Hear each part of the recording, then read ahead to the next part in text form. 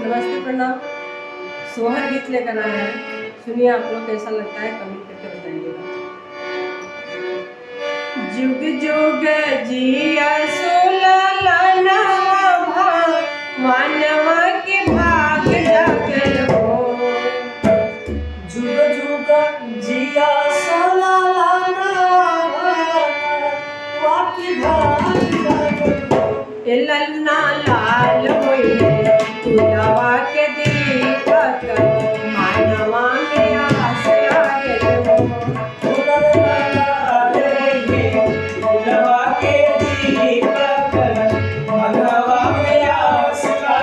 हो। माता हवे जैसे माई के अखिया बाबूजी के माता हवे जैसे माई के नखिया बाबूजी के। ललना लाल हो चंदवा सूरजवा तो सगरो जगले हो।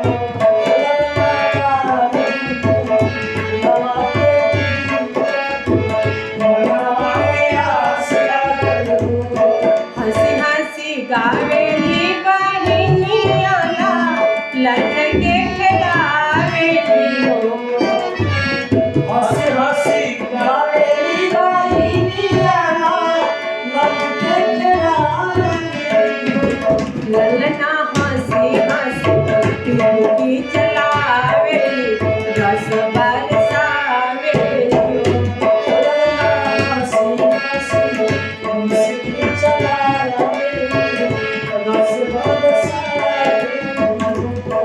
सासु सुहागिन बड़ी भागिनी अन्न धन लुटावेली हो।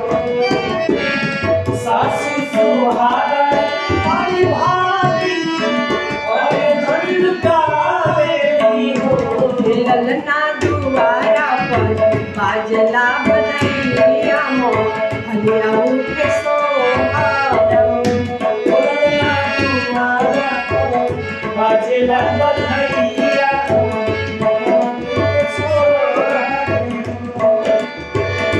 ललना दुआरा पर बाजला बनैया मोर हलिया उठे सोहरम।